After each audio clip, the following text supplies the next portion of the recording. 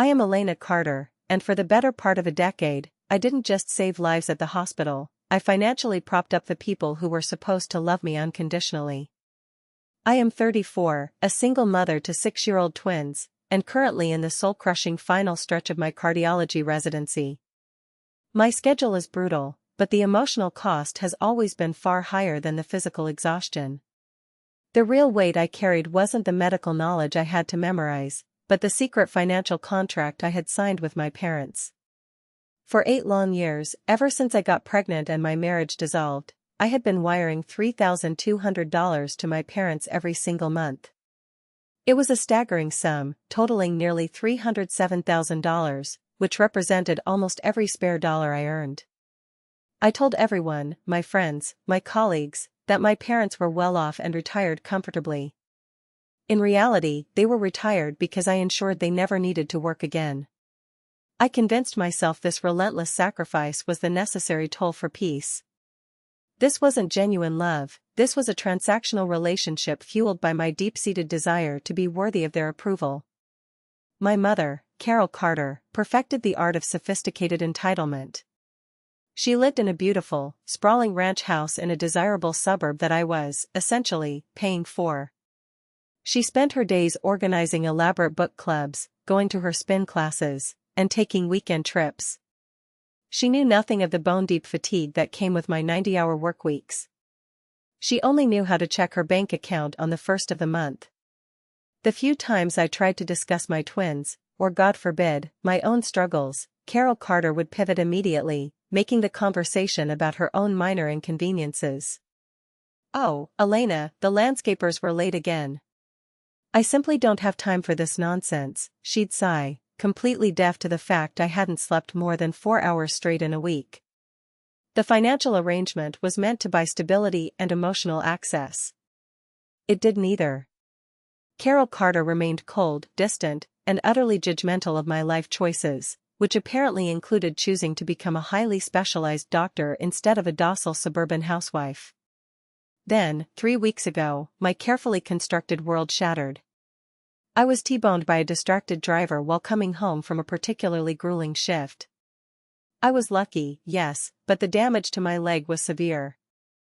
I needed complex reconstructive surgery immediately, followed by a minimum of a week hospitalized and then 6 weeks of strict non-weight-bearing recovery. I was going to be completely incapacitated. The logistics of my twins' care became a 5-alarm fire. My usual network of professional sitters was excellent, but I needed a family anchor, someone the boys trusted implicitly while I was undergoing a major operation. I needed my mother. I was lying in the pre-op staging area, hooked up to N4 and trembling slightly, when I finally made the call. Carol Carter didn't pick up. I knew she was probably at a yoga retreat or a wine tasting, but desperation trumped dignity. I sent her a detailed text message, laying out the situation with stark clarity. *Mom, it's Elena. I was in a bad accident and need surgery on Tuesday. I am going to be completely immobile for weeks. I need you to fly down immediately and stay with the twins for 5 days, just while I'm in the hospital. I can pay for your flight and all expenses. It is an emergency. *I held the cheap, hospital-issued phone like a lifeline, my chest tightening with every passing minute. Surely, this was the moment the years of financial investment would pay off. This was the moment she would shed the entitlement and become a mother. I waited 20 minutes. No call. No text. I was just about to send a second, more frantic text when the phone finally buzzed. I saw the notification, Carol Carter. I opened the message, anticipating the reassurance, the immediate promise of a plane ticket, the concern for my well-being. Instead, the words that flashed across the screen were a clinical, surgical excision of my last thread of hope. It was a betrayal so profound, so devastatingly cold, that it stole my breath and replaced it with white-hot rage. The message read, *Elena, I simply cannot. Your father and I have that cruise booked for the Bahamas next week. You know we planned this months ago. Why didn't you hire a proper live-in nanny? You make enough money. This is not my problem. We are not available. Asterisk I reread the message twice, my vision blurring. Cruise. Bahamas. Not my problem. The realization hit me with the force of the car that had T-boned me. $3,200 a month for 8 years had bought me precisely nothing. The financial support I had provided was merely an expectation, a recurring payment for a service they had long since stopped providing, the service of being my parents. They had been paid a king's ransom to care, and when I needed it most, they cashed the check and left me bleeding on the floor. As the nurse came in to prep me for anesthesia, I quietly put my phone down. I was going into surgery, but the only thing that felt truly broken wasn't my leg. It was the illusion that my family cared. And in that moment of profound clarity, a switch flipped. If they wanted transactional, they were about to find out exactly what happens when the transaction ceases. My emergency had just become their financial ruin. And I knew exactly how to begin. The nurse applied the anesthesia mask, but the fog didn't settle instantly. The last coherent thought I had before drifting was a quiet, resolute promise to myself: I am done paying for the privilege of being ignored. My survival instinct, honed by years in high-stress medical environments, kicked in immediately. While my parents abandoned me for the Bahamas, my actual family stepped up. My Aunt Margaret, my father's sister and a woman whose warmth was inversely proportional to Carol Carter's glacial demeanor, dropped everything. She had been visiting my grandfather, Harold, 3 states away, but she took the first flight out. She didn't ask questions, she just arrived, hugged my twins, and handled the discharge logistics. She became my rock, managing my recovery, my twins, and my rapidly overflowing emotional distress with the calm efficiency of a battle-tested commander. A few hours after I was wheeled out of the operating room, heavy with narcotics and my leg encased in bulky plaster, I performed the first act of my calculated revenge. Using the hospital Wi-Fi and the fine motor skills in my non-dominant hand, I logged into my bank account. I canceled the automatic wire transfer. The $3,200 that was scheduled to deposit into Carol Carter's account on the first of the following month simply vanished. It felt less like cutting off money and more like amputating a toxic limb. It was terrifyingly easy and intensely liberating. The first few weeks of recovery were a strange mix of agony and peace. The physical pain was sharp, but the emotional relief of having severed the financial leash was profound. I had 6 weeks of forced rest, and I treated my recovery not just as physical rehabilitation, but as a strategic war room. I knew if I confronted Carol Carter now, she would employ her well-worn tactics: screaming, victimhood, and, worst of all, convincing the rest of the family that I was the unstable, ungrateful child. I adopted the gray rock method. I became the most boring, non-reactive person imaginable. Carol Carter eventually texted me, not about my surgery, but about a minor inconvenience. Asterisk, did you hear about Tiffany? Her oldest got into Yale. So stressful. Also, I haven't received confirmation about that wire this month. Just checking. Asterisk, this was 3 days after the first of the month, the day she should have received the $3,200. I kept my response brief, factual, and devoid of emotional currency. Asterisk, I'm recovering well from surgery. Non-weight bearing for 6 weeks. Regarding the transfer, there was a banking glitch. I'll look into it when I am able to properly access my accounts. Asterisk, a glitch. A perfectly acceptable, professional lie. I gave her nothing to latch onto. No drama, no accusation, no mention of the cruise, no mention of the twins. She couldn't yell at a banking glitch. Her follow-up message was clipped, asterisk, well, please hurry. The HOA fee is due. Asterisk not, asterisk, how is your leg? Asterisk not, asterisk, are the twins okay? Asterisk, only anxiety over the HOA fee that my money normally covered.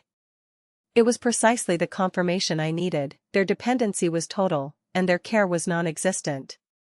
During those long hours confined to the couch, I started gathering my evidence. As a resident in a highly regulated field, documentation was my survival skill. I applied that precision to my betrayal. First, the text messages. I created a secure cloud backup of the entire thread surrounding the accident, highlighting Carol Carter's clinical refusal. *, we are not available. *, this is not my problem. *, it was a devastatingly efficient paper trail of their cruelty. Second, the financial data. I spent 2 days cross-referencing bank statements, compiling 8 years of monthly $3,200 transfers. I meticulously charted the dates and the total sum. The number staring back at me, $307,000, was even more sickening when isolated on a spreadsheet. That was a house. That was my retirement. That was the tuition fund for my twins. I created 2 perfectly organized, color-coded files, one digital, one printed, titled simply, The Contract. Aunt Margaret and Grandpa Harold, who had been witnessing the emotional devastation from the sidelines, gently probed the situation. They knew something immense had happened, far beyond the physical injury. I decided I owed them the truth, especially since they were providing the unconditional love Carol Carter had been paid handsomely to simulate. When I finally showed Grandpa Harold the text message and the accompanying financial ledger, his face went gray. Grandpa Harold was the patriarch, a man of quiet integrity who valued honesty above all else. He had always believed his children were flawed, yes, but fundamentally good. The spreadsheet proved otherwise. $3,200 a month, Elena? He asked, his voice barely above a whisper. 8 years? Why would you keep this secret? Because if they had everything they wanted, I thought they might finally want me, I confessed, the shame sharp and fresh. I thought I could buy their approval, Grandpa. Grandpa Harold didn't yell or lecture. He simply took the files and placed them carefully on the coffee table. They didn't just refuse to help you when you needed it, sweetie.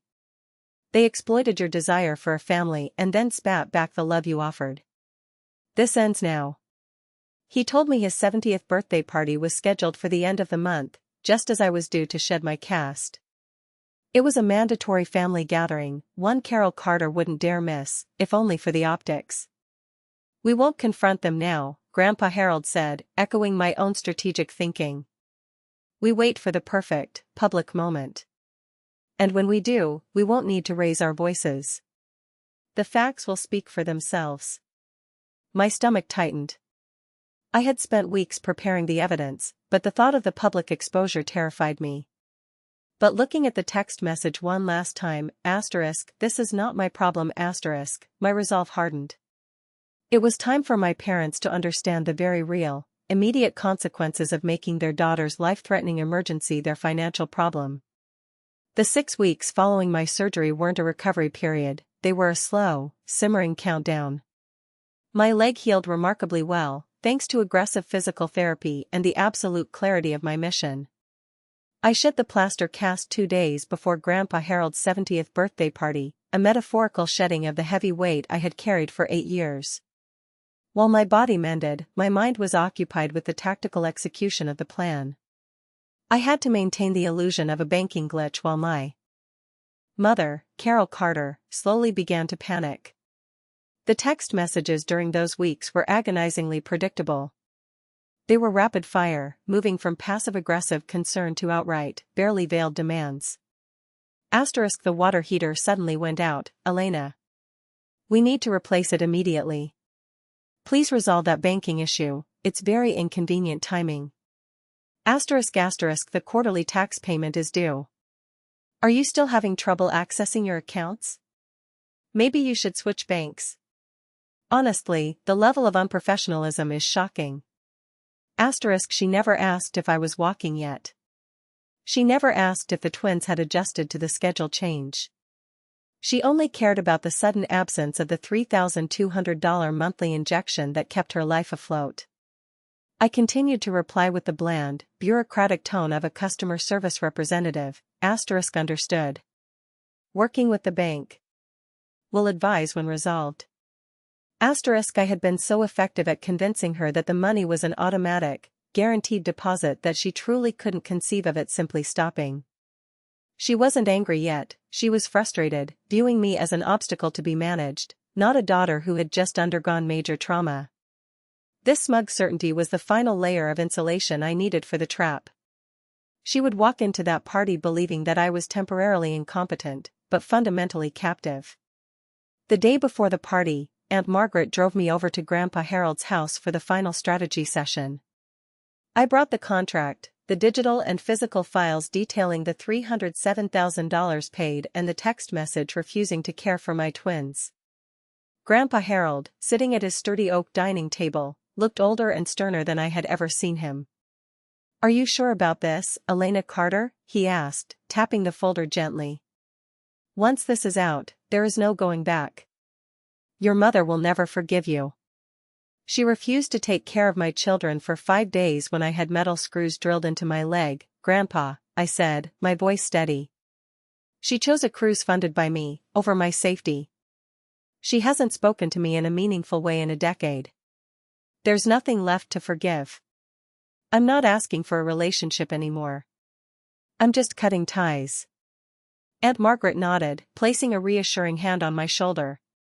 "We just need to be clinical, Elena. No emotion. Carol Carter thrives on drama. We give her facts. Harold will speak first, then you stand ready to distribute the evidence." The plan was simple, powerful, and utterly ruthless.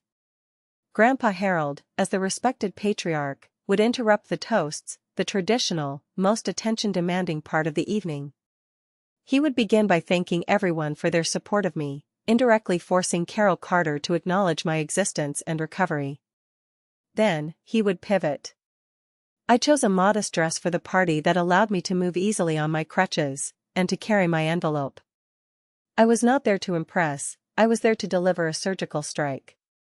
When we arrived at Grandpa Harold's home on Saturday, the air was thick with polite cheer. The entire extended family was present, the cousins, the aunts, the friends. I spotted Carol Carter immediately. She was draped in an expensive silk dress, holding court near the fireplace, sipping champagne and adopting an expression of patient martyrdom that only she could achieve. She caught my eye and offered a dismissive little wave. She glided over, not to hug me, but to scan my face for any signs of lingering weakness. "Elena Carter, darling," she cooed, touching my forearm briefly, a gesture that felt more like a quick inspection than affection. "You look recovered. I told your father it was terribly inconvenient, all this drama, but thankfully you managed. Did you ever get that bank mess sorted?" Her tone implied that my broken leg and subsequent surgery were just a tedious interruption in her schedule, and the only lasting concern was the missing $3,200. I smiled, a genuine, cold smile. It was quite an ordeal, Carol Carter. Thankfully, Aunt Margaret was here. And yes, the banking situation is being managed. It appears there was a fundamental misalignment of priorities in the account setup. She missed the double meaning entirely. Her eyes glazed over with relief. "Oh, thank heavens. Because the payment for the new membership at the club is due next week. Please send confirmation that the transfer is complete by Monday." She was already walking away before I could respond, secure in the knowledge that she had issued her command and the money would flow again. She was smug, entitled, and perfectly positioned for the fall. Around 7:30 p.m., after the main course had been cleared, Grandpa Harold stood up and tapped his glass. The room fell silent. Carol Carter preened, expecting the usual platitudes. I positioned myself near the dining room entrance, my crutches resting against the wall, the large manila envelope containing the contract gripped tightly in my left hand. Aunt Margaret was strategically placed near the living room entrance, blocking an easy exit. Grandpa Harold began his toast, his voice clear and resonant. He spoke of the importance of family, of loyalty, and then he paused, his eyes sweeping across the room until they landed squarely on Carol Carter and my father. "But the greatest measure of a family," he said, his voice dropping slightly, "is not how they celebrate the good times, but how they respond in the true moments of crisis. And tonight, we need to acknowledge a profound betrayal of trust." The air in the room instantly turned brittle. Carol Carter's smug expression dissolved into confused annoyance. The trap was set. It was time for the facts to speak. The shift in the room was immediate and chilling. The comfortable hum of conversation evaporated, replaced by a strained silence so loud I could hear the clinking of ice in glasses across the room. All eyes were on Grandpa Harold, and then, inexorably, they drifted to Carol Carter. She reacted precisely as I knew she would, not with shame, but with indignation. "Harold, really? This is your 70th birthday. If you have some private grievance with us, this is neither the time nor the place for melodrama." Grandpa Harold ignored her imperious interruption. He looked at the faces assembled, the aunts, uncles, and cousins who believed Carol Carter lived a life of deserved leisure. "Melodrama? No, Carol Carter. This is an accounting," he stated, his voice ringing with absolute authority. "For 8 years, since the moment Elena Carter became a single mother, she has been secretly wiring $3,200 to your account every single month. That is not a gift. That is a salary. A salary paid for the basic expectation of unconditional family support." I heard gasps. My cousin Sarah actually choked on her wine. $3,200 a month. People started doing the math in their heads, realizing that the ranch house, the trips, the easy retirement, it was all funded by the cardiology resident they sometimes patronized for working too hard. "The total sum over 8 years is $307,000, Grandpa Harold continued, drawing the number out like a sentence. A sum Elena Carter paid in the desperate hope that she could buy the only thing she truly needed, a family that cared. This brings us to 3 weeks ago, when Elena Carter, after being T-boned by a car, needed emergency reconstructive surgery on her leg." His eyes fixed on Carol Carter, now visibly pale, her perfect composure beginning to crack around the edges. She needed 5 days of basic care for her children while she was under anesthesia and hospitalized. She called her mother, the person who had received $307,000 in support. Grandpa Harold reached into his pocket and pulled out his phone. The soft glow illuminated the terrible clarity of the text message, which he read aloud, slowly and deliberately. Elena, I simply cannot.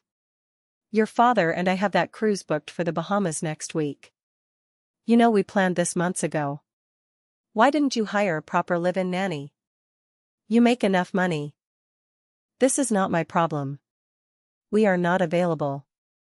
The ensuing silence was catastrophic. It was not a silence of confusion, but of moral horror. The facts were undeniable.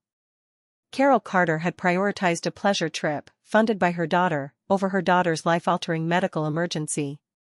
Carol Carter finally found her voice, shrill and frantic. "This is slander. She's ungrateful. She has always been overly dramatic." She pointed a trembling finger at me. "She makes 6 figures. She needs to manage her own life. That money was a loan, Harold. A gift." "No, Carol Carter," I interjected, stepping forward. I moved slowly, leaning on the crutches for balance, but I felt stronger than I had in years. I reached into the envelope and pulled out the color-coded spreadsheets. "That money was never a loan, and it was certainly never a gift," I said, my voice steady, cutting through the rising tide of her panic. "It was a secret, recurring wire transfer, paid on the 1st of the month, every month, for 8 years. This is the ledger." Aunt Margaret smoothly took the stack of papers from my hand and began distributing them around the dining room table, passing them to the aunts and cousins. She placed a set right next to Carol Carter's champagne glass. "The alignment of priorities I mentioned earlier, Carol Carter, was very simple," I continued, looking directly into her frantic, desperate eyes. "You taught me a valuable lesson with that text message. The money bought me nothing, certainly not a mother. It bought you time, comfort, and a complete lack of responsibility. When I was bleeding, you told me, this is not my problem." I let the cruelty of her own words hang in the air. "Well, you are absolutely correct," I stated. "This is not your problem.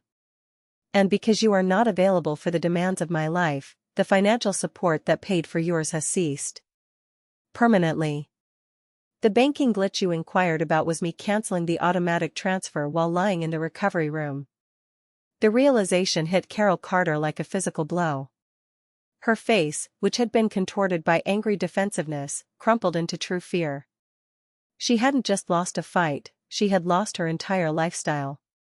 She suddenly understood the true meaning of the missing HOA fee, the broken water heater, and the overdue club membership payment. The river of money had dried up, and she had no resources of her own. You can't do this," she whispered, lunging toward me. "You owe us. We raised you." My father finally stirred, looking devastated not by the betrayal, but by the public exposure. He tried to grab Carol Carter's arm, pulling her back. "We are finished being exploited," I concluded, lifting my chin. "I spent $307,000 trying to buy a relationship that demanded I stay quiet, exploited, and miserable. I no longer require your approval. I no longer require your presence. And you no longer require my funds." Grandpa Harold brought the conversation to a devastating conclusion. He stood between me and my parents, physically separating us. "The evidence is conclusive," he announced to the room. "Exploitation in a moment of genuine crisis. The money is done. Carol Carter, I suggest you and your husband leave now. You are no longer welcome here, or in the wider family circle, until you can manage an honest apology. Not to me, but to Elena Carter, who deserved better." Carol Carter opened her mouth, ready for a fresh wave of denial and tears, but she saw the faces of her sisters-in-law, her cousins, and her lifelong friends. They weren't looking at me with pity, they were looking at her with cold, absolute disgust. The weight of collective judgment was heavier than any financial loss. Carol Carter, stripped of her sophisticated entitlement and her secret wealth, suddenly looked very small, very cheap, and utterly alone. Her reputation, her most treasured possession, was ruined. She and my father stumbled toward the door, passing Aunt Margaret, who merely held the door open, her expression resolute. As they left, the silence broke, not with gossip, but with cousins rushing forward, not to condemn, but to hug me, finally seeing me, Elena Carter, not as a wealthy daughter, but as a survivor of a long, cruel contract. The transaction was over. My freedom had begun. 2 years have passed since the night of Grandpa Harold's 70th birthday party. 2 years since I severed the financial leash that had held me captive, and 2 years since I fully accepted that the people who birthed me were incapable of loving me without condition. The physical recovery from my leg surgery was quick compared to the psychological repair. Today, I don't just walk, I run.